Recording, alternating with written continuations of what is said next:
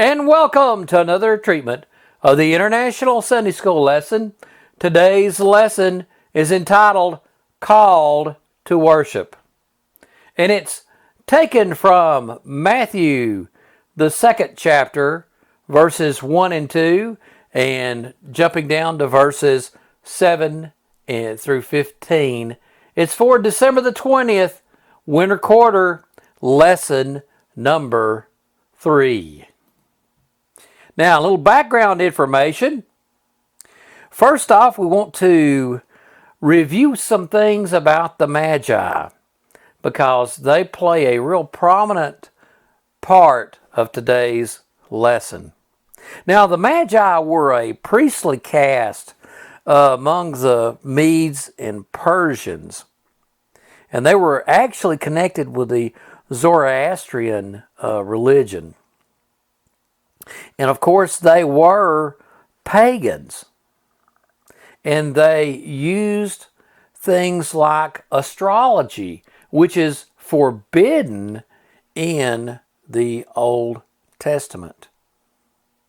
But Daniel, if you remember back to the story of Daniel, how that Daniel had been in Babylon, and then when Babylon fell and the Medes and Persians took over, Daniel had a very prominent place among the wise men of the Medes and Persians. And this group of people actually were the Magi.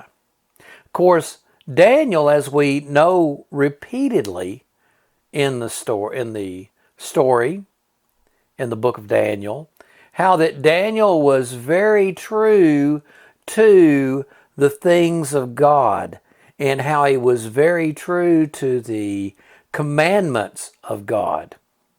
But Daniel still was viewed by the pagans as a very prominent person among the Magi. And no doubt, the truth that these Magi folks had consumed, more than likely actually came from the prophet Daniel originally. So remember that when you're looking at the story and hearing people talk about the Magi. Yes, they were pagans. Yes, they were Gentiles, but they had a lot of truth that was passed down to them from the prophet Daniel. Okay? Now, another prominent person that in this story is Herod the Great. And Herod the Great was a very prominent builder. That was the good thing about Herod the Great. But he was also a butcher and would multiple times do horrible things of cruelty and murder. For example, when he took over, he killed 68 of the 70 members of the Sanhedrin court. He murdered one of his wives and their 2 sons. And he even murdered his wife's grandfather. And one of his sons, he signed the execution order 2 days before he died, just to make sure his son was killed too. So Herod the Great, even though he was a great builder and such as that, was very, very cruel in the way that he dealt with people. And in some respects, there's a lot of people who consider him to be, for the most part, a little bit crazy. Okay. Now, the Star of Bethlehem. Matthew 2nd chapter, verses 1 and 2. After Jesus was born in Bethlehem in Judea, during the time of King Herod, Magi from the east came to Jerusalem and asked, "Where is the one who has been born King of the Jews? We saw his star when it rose and have come to worship him." Now, as I had said before, astrology is forbidden under the law. Christians should not be doing any type of astrology. And you'll see people from time to time quote Bible verses one minute and give an astrological chart the next minute, and that is completely ungodly. Christians should not have anything to do with astrology. It is the same thing as witchcraft and soothsaying and such as that, and Christians should not have anything to do with that. Yet we see in this story, in these verses of the Bible, how the Magi saw this star in the east and came looking for Jesus. Now, we need to ask ourselves something.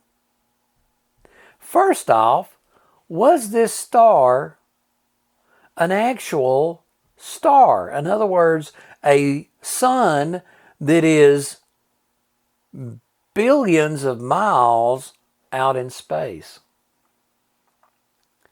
Is it something that occurs on a regular basis? Because the sky moves like clockwork, and things are on a very regular order. And if this was an astronomical event, then it would be repeating itself every so often. Now, me personally, I think this is some miracle that God triggered in the sky. I mean, it could have been an angel, or it could have been anything where God, just like the pillar of fire for the people in Exodus, how that you remember back where the pillar of fire would direct people, and people would know where to go, the path to take, because of that pillar of fire. And I think that this star was the same kind of thing. It was a manifestation that God put in the sky. And we don't have clear evidence of this, but I suspect that information actually was passed down from possibly the prophet Daniel to all these different magi. Okay? Now, Matthew 2, 7 and 8. When Herod called the Magi secretly and found out from them the exact time the star had appeared, he sent them to Bethlehem and said, "Go and search carefully for the child. As soon as you find him, report to me so that I too may go and worship him." Now, we know, regardless what Herod says to them, that is not what his intention is. And we have to be careful as Christians to be wise as a serpent and harmless as a dove.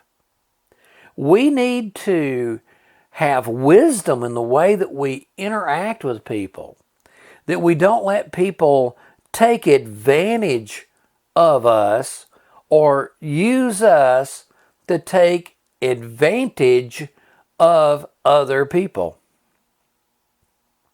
I will absolutely guarantee you that if you go to my YouTube channel where I have the Sunday school lessons posted, and you post a comment telling people to send you money, I will do everything in my power to delete that comment, because I have a responsibility to help protect people, to help protect the people of God, to keep them from being scammed to sending their money to everything that has nothing to do with the work of God. And I try to be very careful about that in everything that I do in the ministry, whether or not it's posting on social media, whether or not it's letting people post on my in my YouTube channel, or to post in the ministry website, where people can make comments into the website. I absolutely try to restrict things to where it's only things that are actually promoting the work of God. And if you're going to try to get people to send you money, I will do everything I possibly can to stop you from using this ministry to do that. Now, there are times where I personally know people, and I personally have seen them feed hungry people, or clothe naked people, or they've actually out there doing the work. Now, those people, I will remind people and tell people about them. For example, Wauhatchie United Methodist Church. I've actually been in the basement of that church and actually seen the storehouse that they are accumulating and that they give out on a very regular basis to people who really have needs. So if, I have no qualms about recommending to people that if you want to make a donation to somebody who's feeding the hungry, that is a good place to send money to do the work of God, because they are really doing it. And I've seen it, and I am sure that it's happening. Another one that I'm positive they are out there doing the work is Joyful Sound Church of God. Brother Barker has, for years and years, him and his people, they have been making meals, cooking meals, and feeding people. And if you have a mind to participate with them, the money would go exactly to what you think it was supposed to be going for. The Assemblies of God's got a ministry called Convoy of Hope. And I am 100% sure that when you send them money, it goes into helping people out during a catastrophe or something of that nature. But if I don't know the ministry, I'm real leery of ever helping participate to help raising funds, because there are a lot of people out there that are trying to scam people. Okay? Book of Psalms, Psalms 10, verse 4 through 9. In his pride, the wicked man does not seek him. In all his thoughts, there is no room for God. His ways are always prosperous. Your laws are rejected by him. He sneers at all his enemies. He says to himself, nothing will ever shake me. He swears, no one will ever do to me harm. His mouth is full of lies and threats. Troubles and evil are under his tongue. He lies in wait near the villages. From ambush he murders the innocent. His eyes watch in secret for his victims. Like a lion he covers. He lies in wait. He lies in wait to catch the helpless. He catches the helpless and drags them off in his net. Now they are people like that. And the people of God need to be very careful and not get drug in to this kind of thing. Okay? Now, Matthew 2, 9 and 10. After they had heard the king, they went on their way, and the star they had seen when it rose went ahead of them until it stopped over the place where the child was. When they saw the star, they were overjoyed.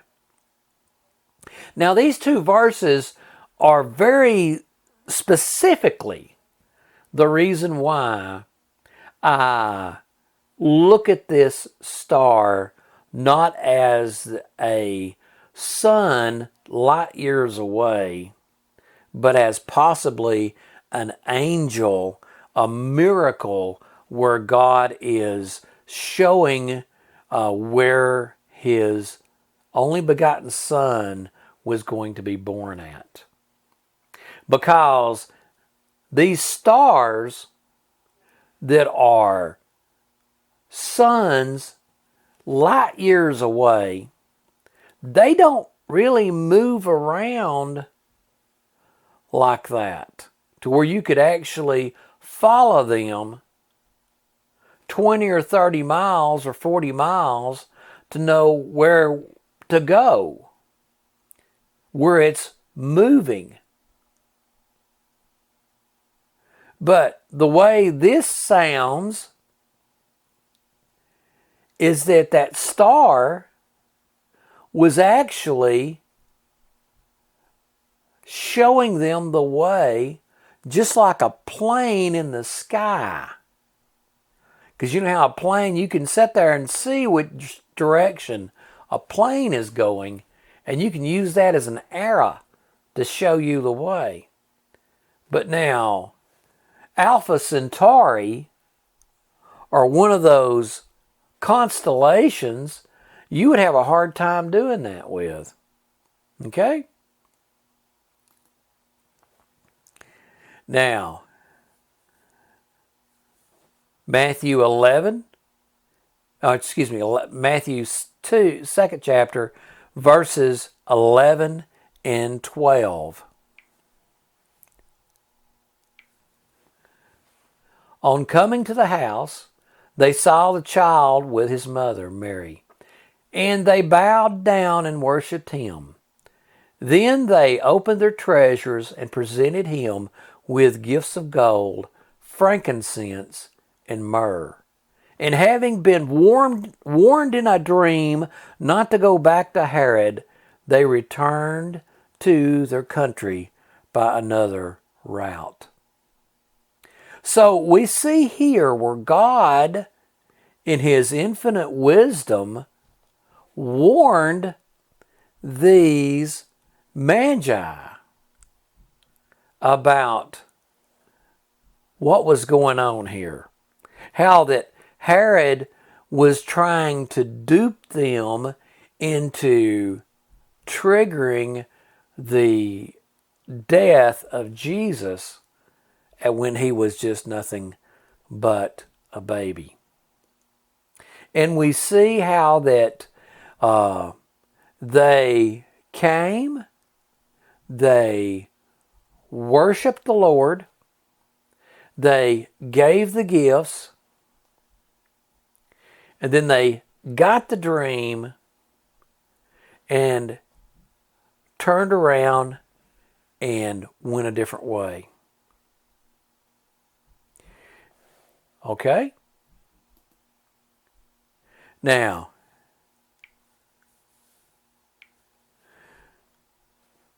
Matthew 2:13 through 15.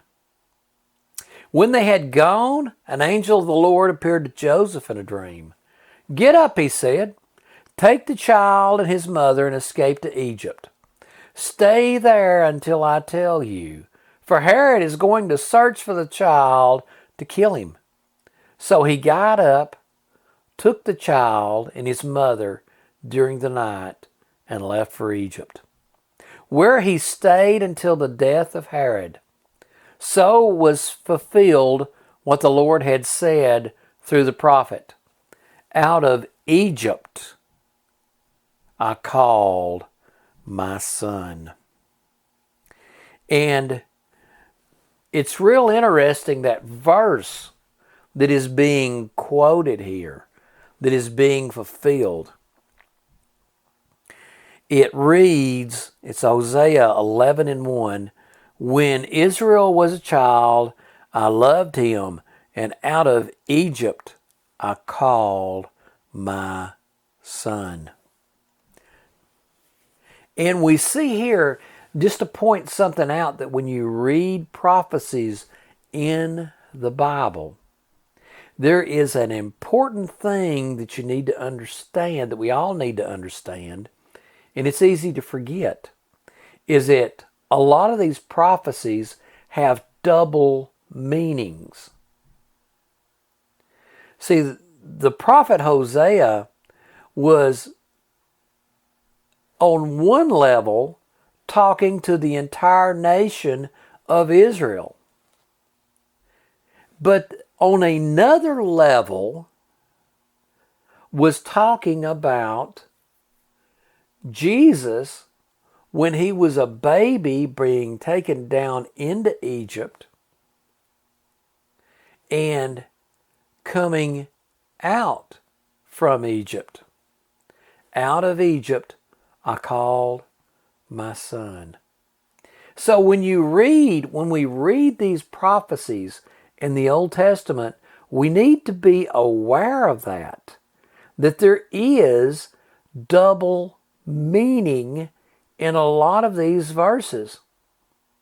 There is also, too, I believe, in the New Testament, that the prophecies that are in the New Testament, the prophetical words of Jesus that are in the Gospels, and the book of Revelation, and the verses in Thessalonians that talk about the second coming and the tribulation and the falling away, there's, I believe, some double meaning in some of those.